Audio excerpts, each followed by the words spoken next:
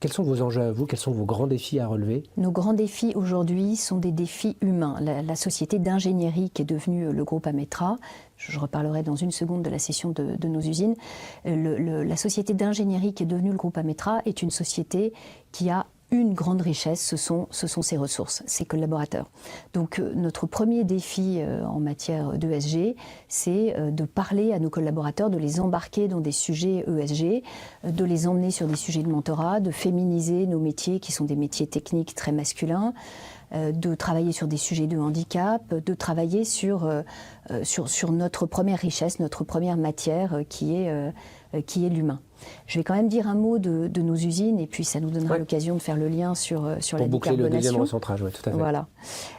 Au 30 septembre 2025, nous avons cédé nos usines à un groupe familial de taille plus importante. Ces usines, quand elles sont sorties du groupe, s'apprêtaient à faire, là, sur l'exercice en cours, 23 millions de chiffre d'affaires, pour rejoindre un groupe, et elles ont quitté donc le groupe Ametra pour rejoindre un groupe qui faisait plus de 100 millions de chiffre d'affaires. Donc au total, on sera à plus de 125 millions de chiffre d'affaires. Il y a une vraie notion de taille critique et c'était important pour moi que ces usines puissent atteindre une taille critique. En juillet, quand j'ai fait l'annonce aux collaborateurs de ce projet de cession, je leur ai dit, je peux garantir votre emploi dans 1 an, dans 5 ans, je peux garantir qu'on sera toujours chez Thales, Dassault, Airbus en premier rang, mais dans 10 ans ou dans 20 ans, je ne sais pas. Je ne sais pas si je peux garantir l'emploi sur les territoires autour de Saumur, là où vous êtes implantés, en France, mais c'est vrai aussi pour les équipes à l'étranger. Et si on rejoint le groupe NSE, là on atteint une taille critique. Donc les sujets de cybersécurité, les sujets de décarbonation, les sujets de sécurisation des sites, les sujets de taille critique pour acheter des composants auprès de fournisseurs en ayant une capacité de négociation plus importante. Tous ces sujets-là, demain, si vous rejoignez le groupe NSE, vous faites un bond en avant immense et ça vous stabilise dans la durée. Et puis la contrepartie, si je me replace du point de vue engineering, c'est qu'on se ressente sur un cœur de métier qui est vraiment lisible. Donc je pense que ça a du sens pour les équipes d'ex-Ametra Intégration, maintenant NSE en joue, et ça a du sens pour les équipes d'engineering. Donc là, vous avez cédé ou vous avez échangé des actions? On a cédé, donc cette partie-là est complètement sortie du groupe, mais comme vous me parliez enjeu ESG, ce que je voulais préciser, c'est que dans ces usines-là, qui ont maintenant rejoint le groupe NSE, on avait lancé des actions de décarbonation parce que, évidemment, dans l'industrie, la décarbonation est un enjeu qui est plus important. On a des enjeux de scope 1, 2, 3 qui sont des enjeux lourds sur lesquels on est attendu par nos clients. On avait par exemple signé avec Thales, toujours dans cette branche fabrication, un engagement sur la décarbonation. On avait rejoint le label de l'UIMM Engagé Responsable. Bref, on avait mené un grand nombre de sujets autour de l'ESG, mais qui étaient des sujets peut-être plus larges que les sujets humains sur lesquels on va reparler pour Ametra Engineering. Comment vous choisissez ce groupe familial pour céder votre finalement un tiers de l'activité quasiment du groupe et de son histoire? J'imagine que ça n'a pas été facile. Non, ça n'a pas été facile. Franchement, le 30 septembre au soir, j'ai eu un petit coup de déprime, on peut le dire, parce que je suis toujours très attachée à cette équipe, mais qui n'est plus mon équipe. Comment j'ai choisi ce groupe? Depuis plusieurs années, je réfléchis à l'idée de savoir comment est-ce qu'on va rendre aussi robuste que possible cette branche de fabrication. Et depuis plusieurs années, je me dis, si on choisit l'option cession, NSE est vraiment l'entreprise à laquelle j'aimerais céder parce que c'est une entreprise familiale, c'est une entreprise dont je connais le fondateur depuis très longtemps et il se trouve que mon père était moitié auvergnat et le fondateur François Lacoste est auvergnat. Je le salue à travers ce message. Donc il y a des proximités de valeurs, des proximités culturelles, on se connaît depuis des années, on se fait confiance je pense, on est chez les mêmes clients. Bref, c'était vraiment une sorte de grand cousin qu'on regardait de loin, qu'on suivait de loin. Et le jour où les offres sont arrivées sur la table, bon, les Auvergnats sont radins, c'était pas la meilleure offre. Bon, ça m'a fait sourire parce que moi-même, je suis radine sur certains sujets. Et quand mes équipes me proposent des plans d'investissement, je souris, je leur dis « Vous avez oublié que j'étais auvergnate ?» Voilà, c'était pas la meilleure offre financière, mais moi j'ai considéré que c'était la meilleure offre quand même au global. Et c'est donc NSE qu'on a choisi pour poursuivre l'aventure d'Ametra Intégration qui est devenue donc NSE Anjou. Génial. Bon, donc du coup maintenant vous avez recentré vos activités et donc sur ces activités qui vous restent, quels sont vos enjeux là aujourd'hui avec vos clients sur les thématiques d'impact, notamment environnemental, que vous devez relever? Nos clients sont effectivement de plus en plus exigeants avec nous en matière d'ESG. Ils nous demandent de nous engager, ils nous demandent de démontrer que nous nous engageons. Alors ça tombe bien parce que chez Ametra, c'est un sujet que moi j'ai eu envie de porter depuis longtemps. On a commencé à s'engager en signant le pacte des Nations Unies, il y a presque 10 ans maintenant, le Global Compact. Le pacte des Nations Unies, c'est un engagement par lequel Ametra dit voilà tous les items sur lesquels je vais mener un plan d'action, et on publie un rapport qui est tous les ans ou tous les 2 ans, on publie un rapport, on actualise notre rapport pour dire voilà les sujets sur lesquels on s'engage sur la base des items réclamés par le pacte des Nations Unies. Okay. Ça, c'était notre premier engagement. Le deuxième, depuis quelques années maintenant, nous sommes EcoVadis. EcoVadis est un label ESG bien reconnu. Alors on a été bronze, on a été silver, et puis rebronze, et puis j'espère que cette année on sera de nouveau silver. Ce label bronze, silver, gold dépend en fait, si vos auditeurs ne le savent pas, du pourcentage d'entreprises qui sont au-dessus ou en dessous de vous. Donc en fait il faut progresser tous les ans plus vite que les autres. C'est ça. Okay. Donc on a été silver une année, et puis les autres ont progressé plus vite que nous, mais on espère cette année qu'on va progresser encore plus vite et redevenir silver. Pour progresser, c'est quoi vos territoires d'action? J'allais y venir, parce que tout ça, ça n'est qu'un label qui vient finalement saluer des actions qui ont été menées sur le terrain. Pour revenir à l'humain, un sujet qui est bien sûr suivi par EcoVadis et qui me tient à cœur, c'est l'égalité de manière générale dans l'entreprise, et notamment l'égalité femmes-hommes.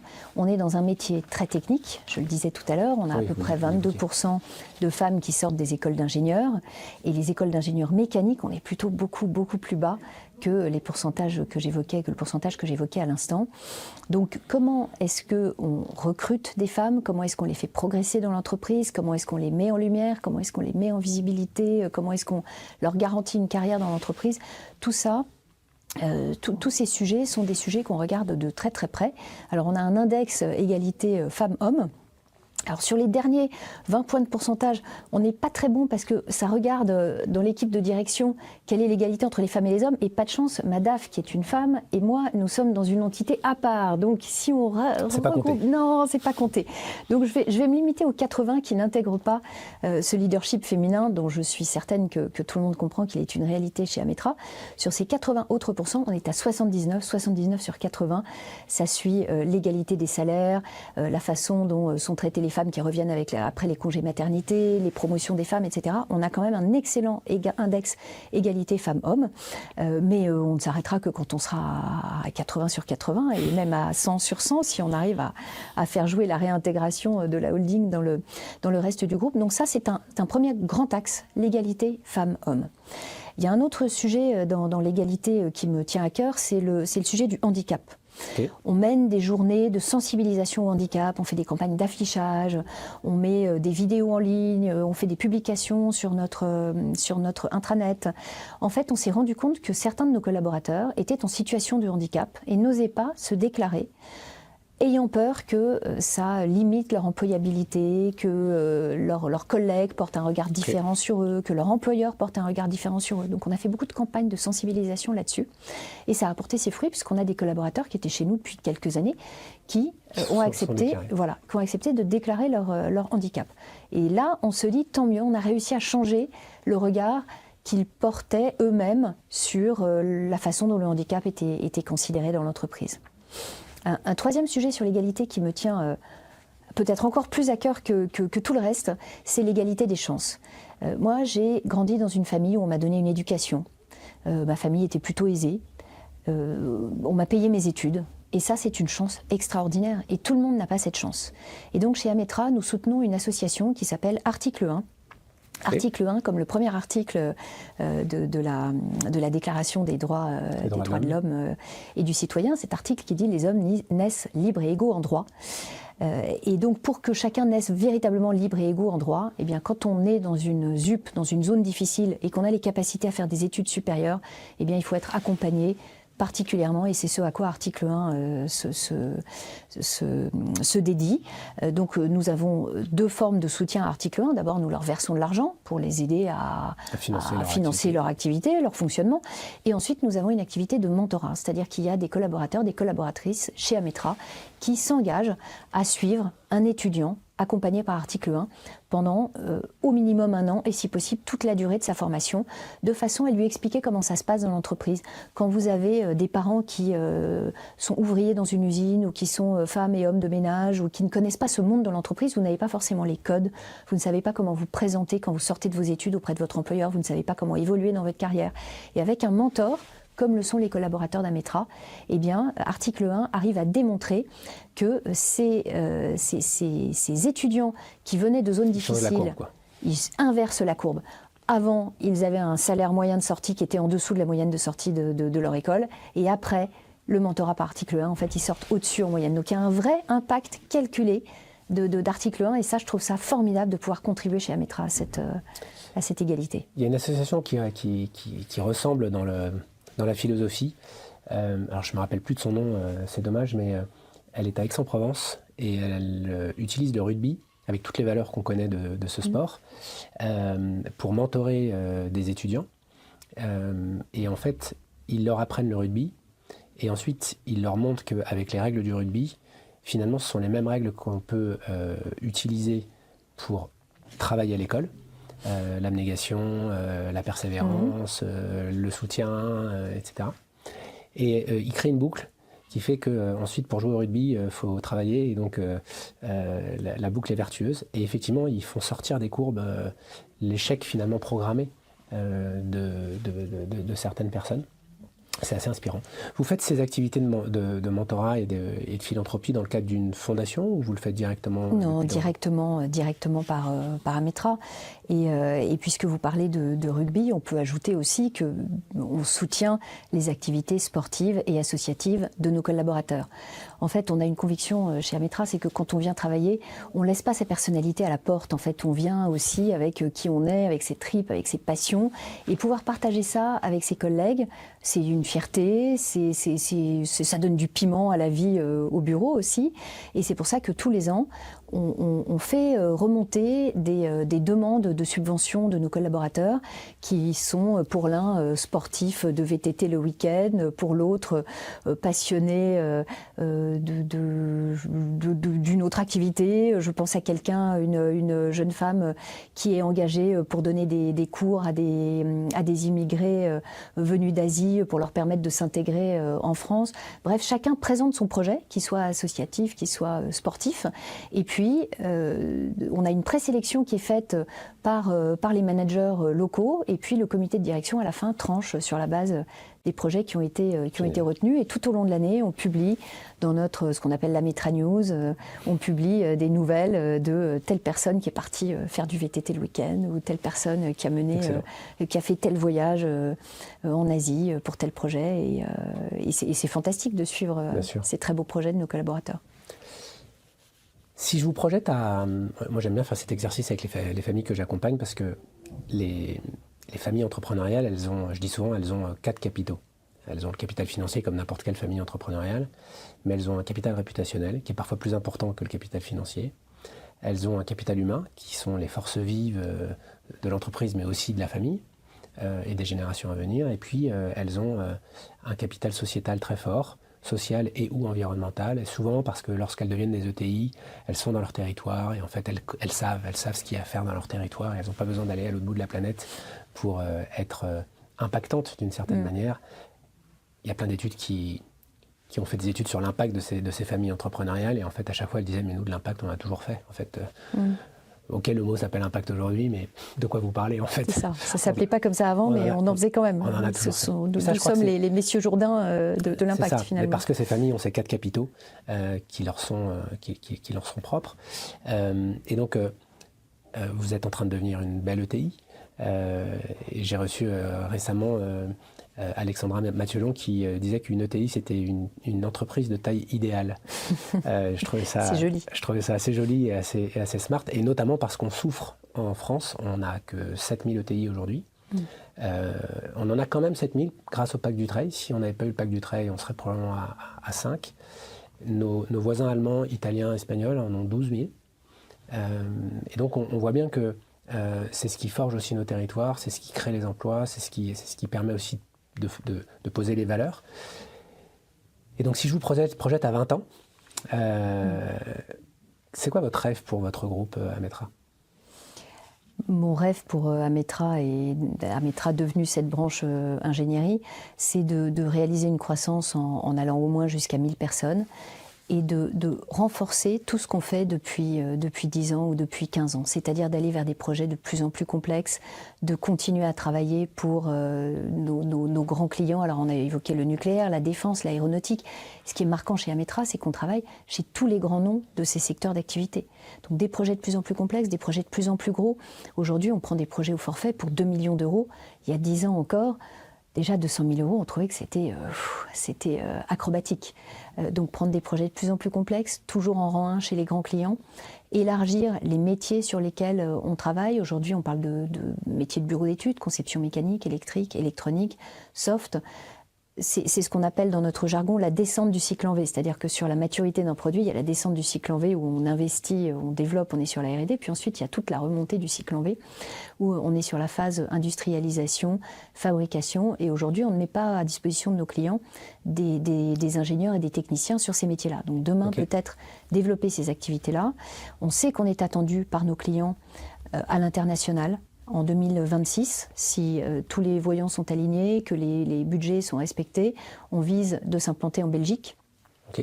Et demain, ça sera, et après-demain, ça sera encore d'autres implantations. Donc, pour revenir à votre question, plus loin, plus fort, plus Ametra. Vous me disiez, et j'avais bien aimé, je pense pour nos auditeurs c'est important, c'est que vous avez quand même deux particularités.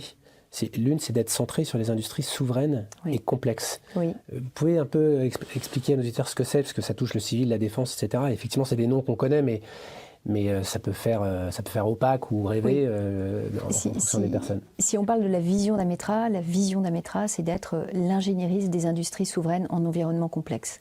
Alors, qu'est-ce que ça veut dire, les industries souveraines ?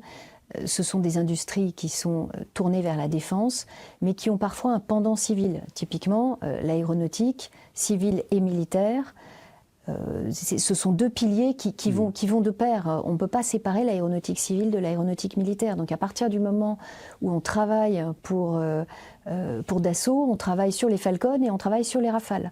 Dans le nucléaire, c'est pareil. Si on veut être l'ingéniériste du nucléaire, si on veut renforcer notre position, et elle est déjà très forte aujourd'hui dans le nucléaire, il faut continuer à travailler sur le nucléaire civil ou de recherche et sur le nucléaire militaire chez un client comme Technip. Idem dans la défense terrestre, KNDS, MBDA sont des clients importants, mais le pendant de la défense terrestre, c'est les matériels roulants spécifiques, que ça soit dans le ferroviaire ou que ça soit des camions, des machines agricoles.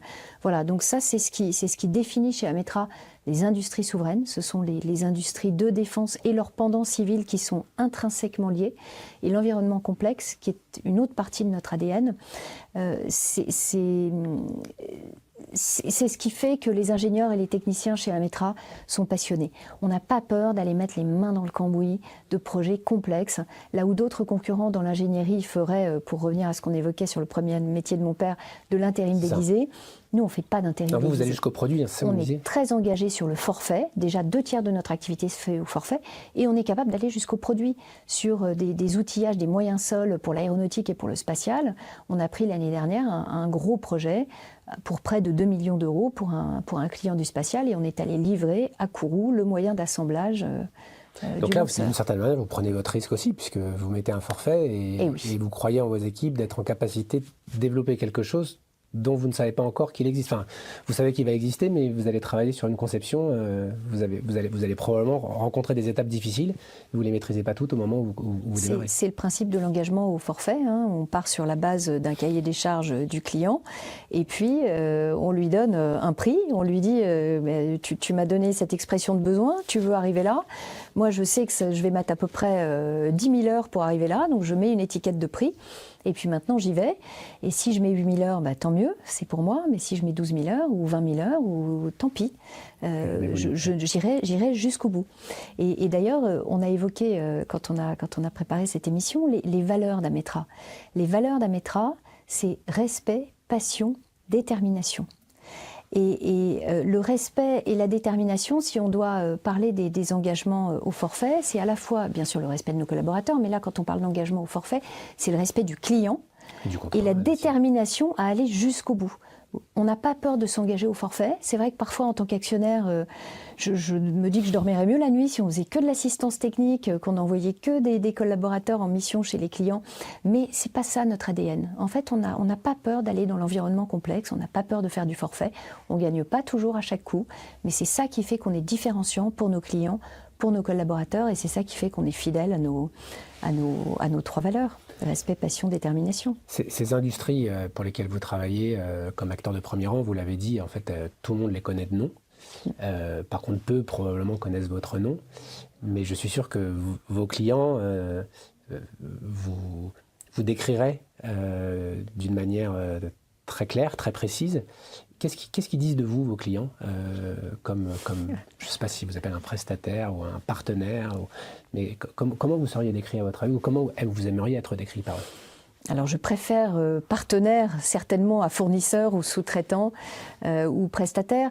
C'est vrai que dans beaucoup de cas, on est quand même vraiment partenaire avec nos clients parce que comme on intervient sur la R&D, sur le développement de nouveaux produits, de nouveaux systèmes, on intervient très en amont dans leur réflexion sur leurs projections dans l'avenir. On peut par exemple partager avec nos clients des sujets qui sont travaillés dans nos labos. On a de la R&D chez nous, on a 3 docteurs qui travaillent sur fonds propres à développer des sujets par exemple autour des métamatériaux. J'ai peur qu'on n'ait pas le temps de creuser la question des métamatériaux, mais vous pouvez aller sur le site d'Ametra, sur le blog d'Ametra si vous êtes curieux pour en savoir plus. Mais en 2 mots, c'est quoi les métamatériaux? Les métamatériaux, en fait, ce sont des matériaux composés de plusieurs éléments qu'on peut imprimer en 3D. Par exemple, vous imprimez en 3D et à chaque endroit, à chaque couche de la pièce que vous imprimez, vous allez mettre exactement la composition, par exemple, de titane et de fer dont vous avez besoin à cet endroit-là, parce que c'est exactement les particularités, les particularités physiques dont vous avez besoin à cet endroit-là précisément de la pièce. Donc on a tout un travail sur les métamatériaux et quand on parle de ça à nos clients, ils sont passionnés, ils nous disent mais venez, il faut que vous rencontriez mon directeur de la R&D, il y a des choses à faire.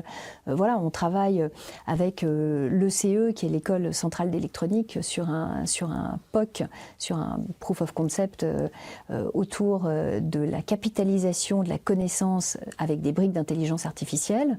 Quand l'ECE a lancé son lab IA, son laboratoire autour de l'intelligence artificielle, on avait par exemple MBDA qui était comme nous partenaire de ce lab IA. Donc on a vraiment des sujets qu'on partage avec nos clients qui sont des sujets de projection dans l'avenir, des sujets de R&D, des sujets de développement. Et ça, c'est passionnant. C'est passionnant. Voilà. C'est ce qu'on allait dire. Bon, Anne-Charlotte, c'est passionnant. On avait peur de ne pas avoir assez de choses à dire et en fait, on arrive à la fin de cette émission. On a une tradition chez Génération Impact, c'est de demander à nos invités de se poser la question suivante. Si votre entreprise familiale était un membre de la famille, un membre fictif, qui serait-il ou qui serait-elle et de quelle génération? Alors ça, c'est une question qui n'est pas facile. Un membre de la famille, certainement, parce que l'entreprise, moi, je la vis avec passion. J'aime ce qu'on y fait, je suis attachée à mes équipes et je me sens un vrai devoir moral de responsabilité envers l'entreprise. En revanche, c'est un membre de la famille à part, parce que si je vous répondais que c'est mon mari, j'en connais un qui serait pas très content. Mes enfants, j'en ai déjà 4, mais surtout ça serait très infantilisant. L'entreprise, elle est adulte, elle est capable d'évoluer, de prendre ses choix, de prendre ses décisions. La génération du dessus, non, c'est plus la génération du dessus. C'est certes un membre de la famille, mais c'est vraiment un membre de la famille avec une position à part, une situation à part. Il faudrait inventer un nouveau mot. Vous savez, les Indiens, par exemple, ils ont un mot pour chaque membre de la famille. Le frère du père ne se dit pas comme le frère de la mère. Eh bien, il faudrait demander en hindi comment est-ce qu'on peut caractériser ce membre de la famille à part. Eh ben, je vais faire mes recherches et dès que j'ai trouvé, je vous le dis. Merci beaucoup pour nous avoir rejoints sur cette émission. J'en profite pour remercier toutes les équipes techniques, vous dire merci pour votre écoute et vous dire à bientôt sur un prochain épisode de Génération Impact.